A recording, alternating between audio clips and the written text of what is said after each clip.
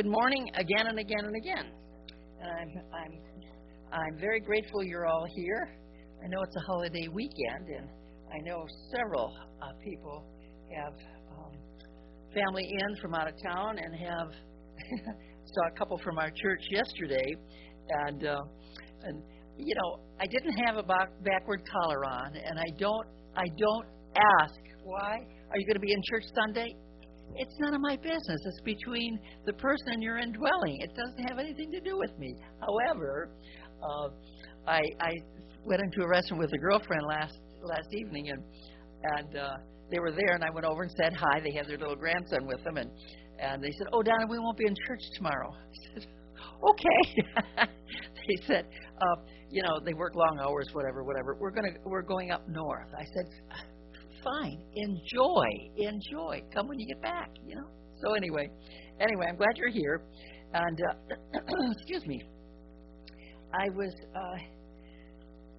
seeing as though throughout the United States we're observing Memorial Day tomorrow, and really for this weekend.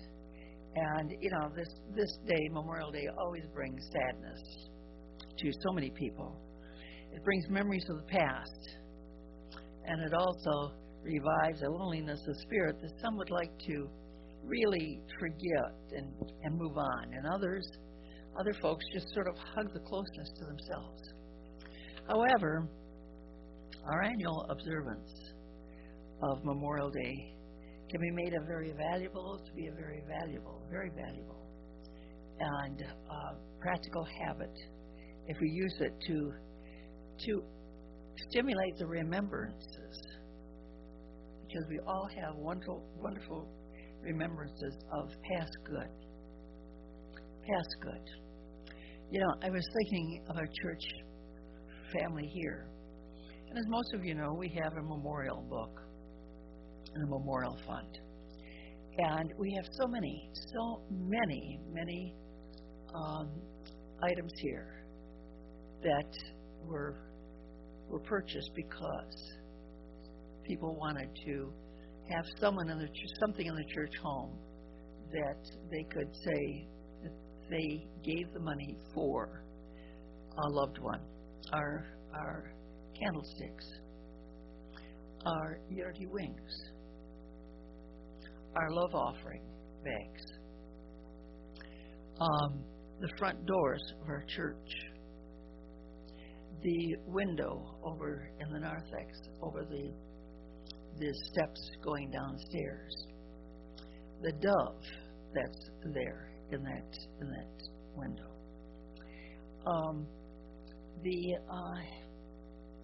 our steeple on the roof. There's been so many things that it's in our memorial book, and the memorial book is in the prayer room. Our hymnals also, and I think how wonderful that we can remember loved ones by the gifts that was given. You know, we've all had periods of time when a loved one has gone on, deep grief.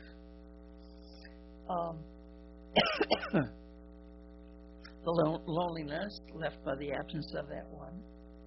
But you know, I have learned over the years, I have learned through unity. I have also learned from my own life, having loved ones pass over, that God does not mean for us to suffer or to be unhappy. I know that sometimes our past teaching has been that we should grieve for so many days or months or years or whatever it is.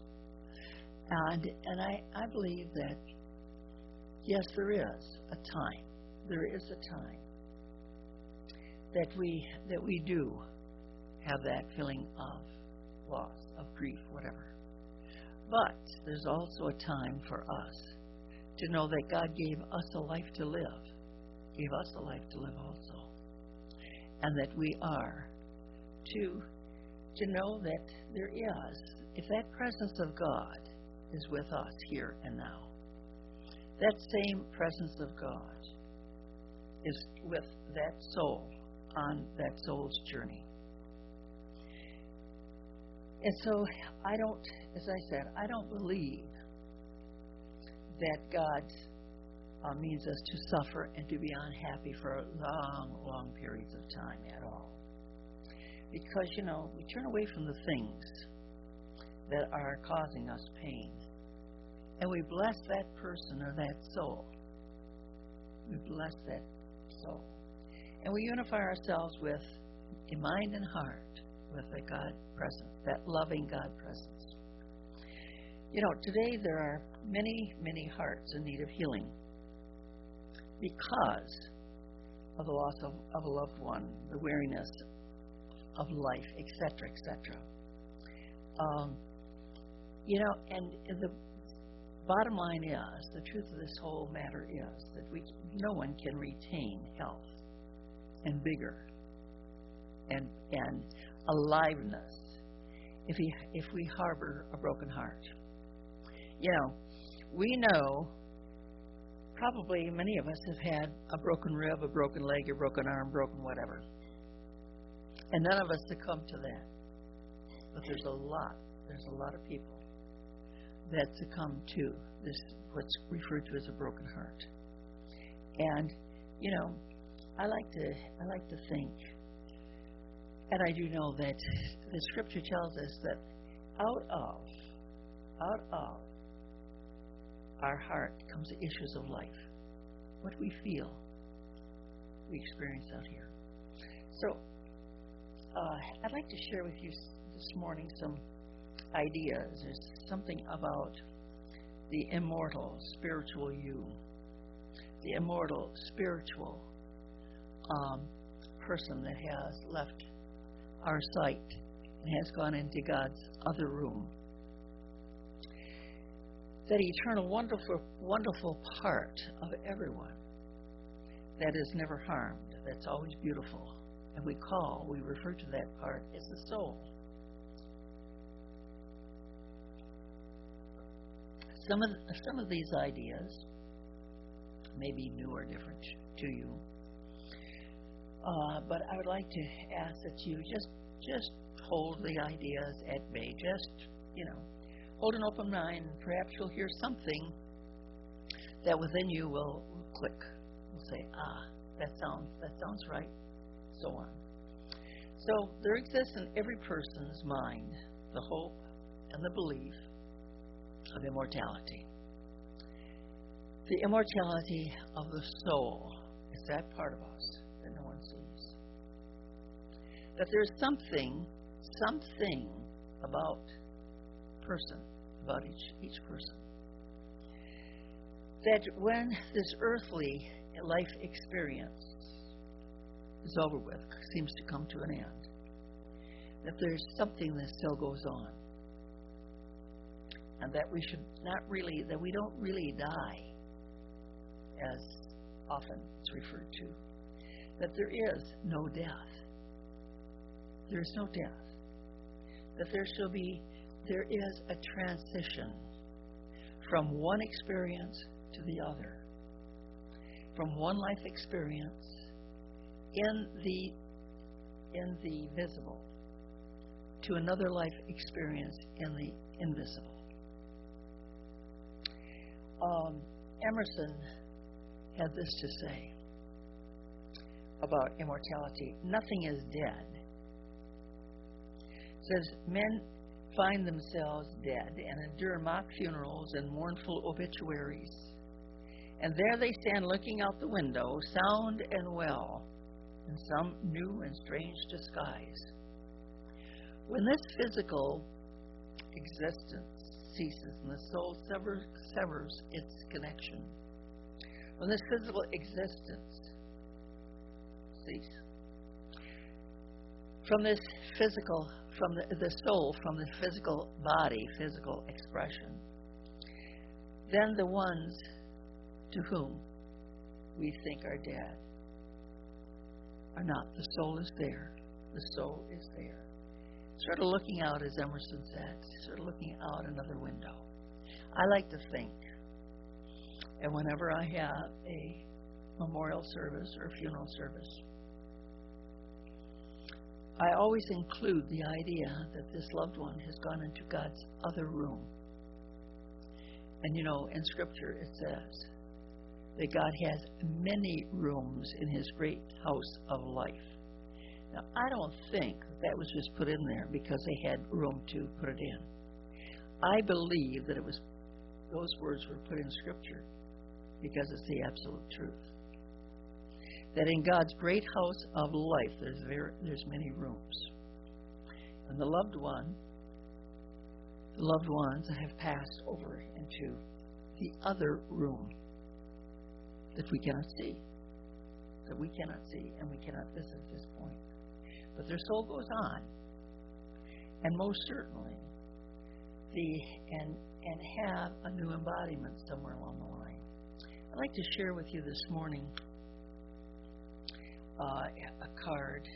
And I do have them, but please forgive me because I did not remember to bring them. If anyone would like this little verse afterward, let me know, and I'll be happy to bring them next week.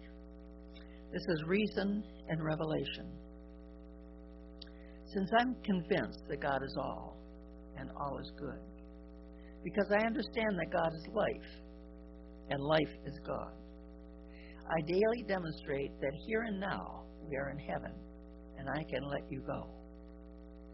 I let you go to other, newer fields, where work awaits you that I know of, where day is always, night has lost its power, where God is.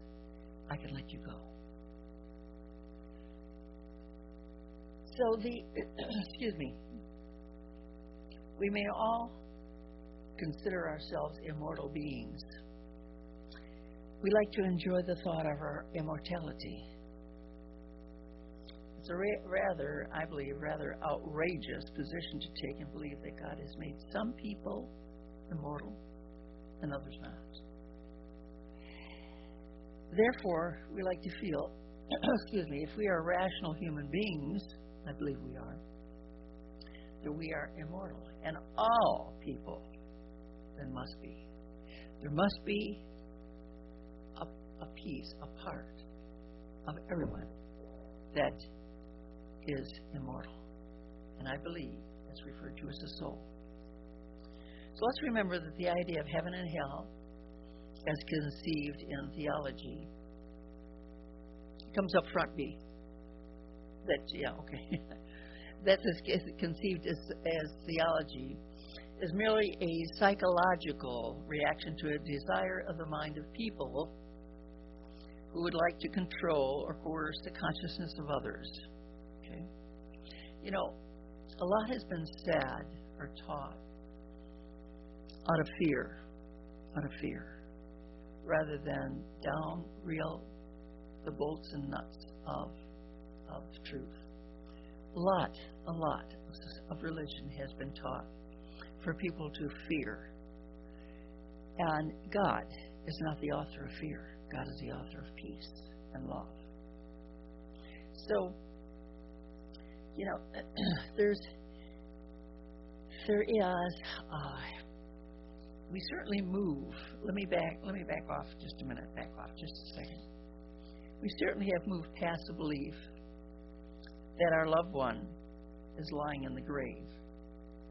And surely we have even the beginning of a faith, of a deep faith in the Jesus Christ teaching.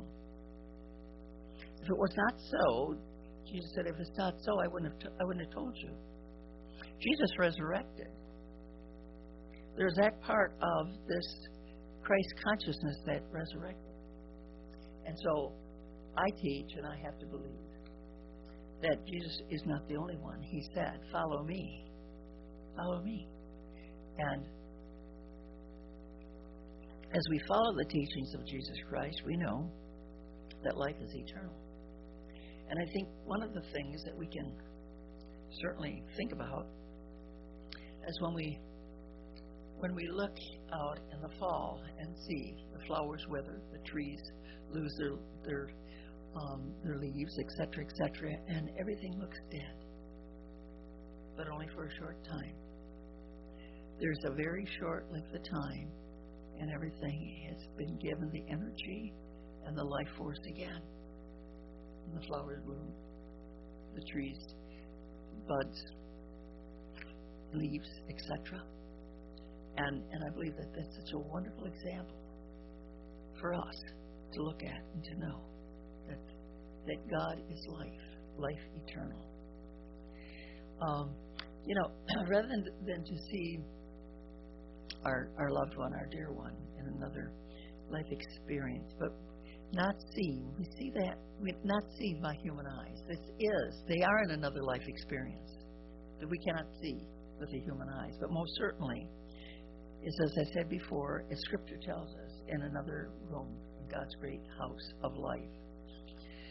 The life is eternal, and the passing out of the physical body certainly does not mean that a loved one is no longer on the pathway of life. They are still on their path, the path of life. It simply means that whatever reason that soul has chosen to go on, and I believe that the soul always chooses to go on. It's a personal choice. To leave this physical expression and take on the spiritual garment, that it is the soul that makes the decision. And one that perhaps we don't always understand. We don't always know. We would rather it not be that way because we love that person. But all the wonderful qualities that we so loved and admired in that dear one, we certainly remember. And we should remember. It's our responsibility, and not to hold that person so close that they are unable to go on, but to release. Love the person and release.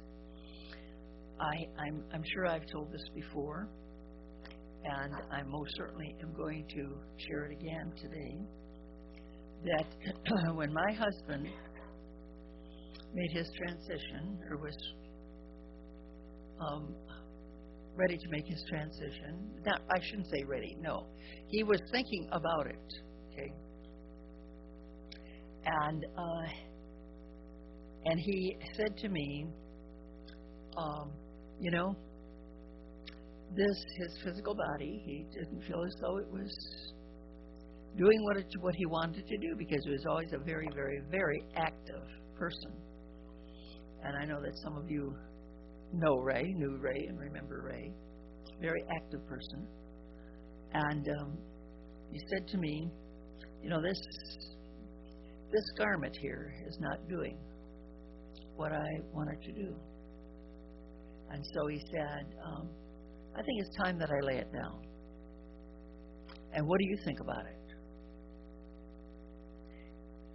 And I said to him, most of you know that I'm very honest. I will tell you if I'm fibbing to you, but I'm straight honest. And I said to him, I don't like that idea one single bit. I do not like it, because I love you. And I want us to be together, okay? For a much, much longer than what we have been. But I love you enough that if this is your sole choice, I love you enough to release you. I love you enough to release you and let you go. Well, I want to tell you what. It was very short length of time later that he made his transition. And I know, no question in my mind, I know that it was his sole choice. His sole choice. So, You know, when we go to a funeral or whatever, you know, to see a friend, loved one, whatever, you're looking at, and Ray, my husband, always used to say that the body is a garment that we were given for a period of time. We lay the garment down. Okay, we lay the garment down, but the soul goes on. The soul does go on. So it's nice to think of it as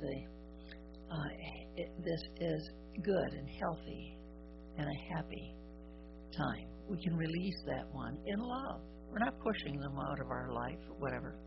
We have within us all the beautiful memories to hold, to think about, to still have those memories a part of our experience.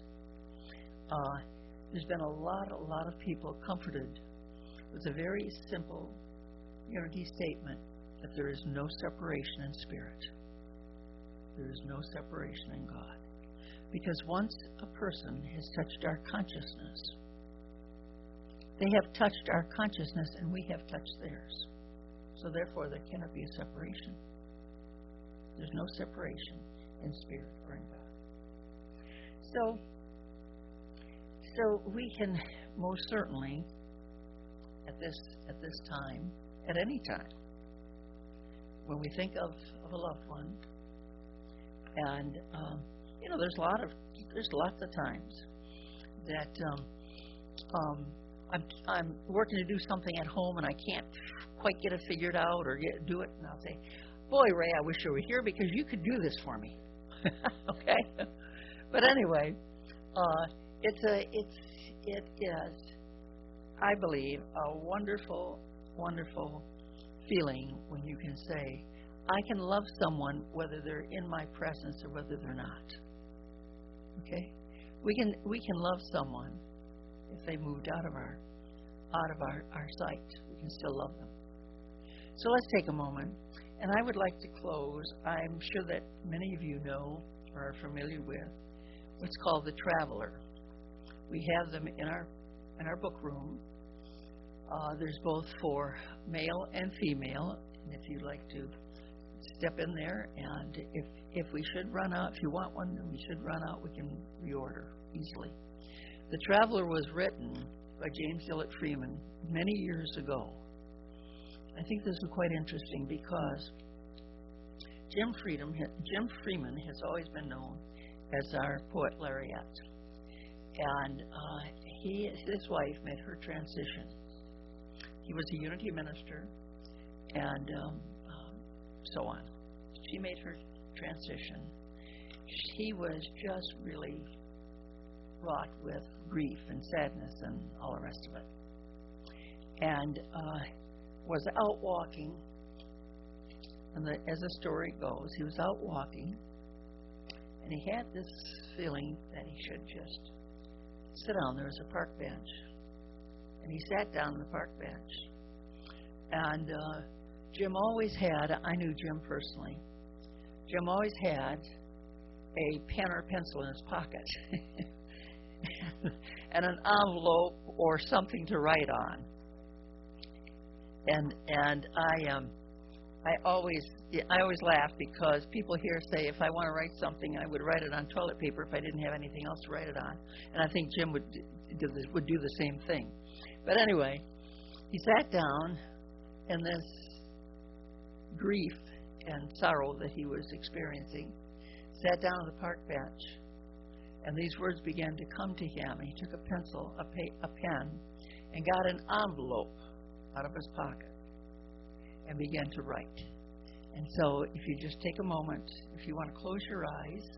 Now this is for a male, but as I said, he wrote it for his wife. But I just happened to pick one up that is for a male. The Traveler. He has put on invisibility, dear Lord. I cannot see, but this I know. Although the road ascends, and passeth from my sight, that there will be no night. That you will take him gently by the hand and lead him on along the road of life that never ends. And he will find it is not death but dawn. I do not doubt that you are there as here, and you will hold him dear. Our life did not begin with birth. It is not of the earth. And this that we call death, it is no more than the opening and closing of a door. And in your house, how many rooms must be beyond the one where we rest momently? Dear Lord, I thank you for the faith that frees, the love that knows it cannot lose its own, the love that looking through the shadow sees that you and he and I are ever one. And so, perhaps you would like to just take the next moment or so, and it matters not how long a loved one has gone beyond your sight,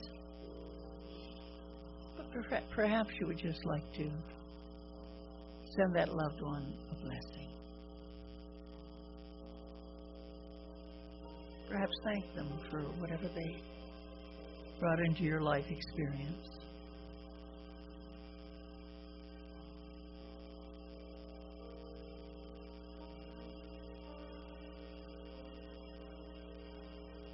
And always, always, always, I like to say, I bless you and I release you. I bless you in love and I release you in God's love.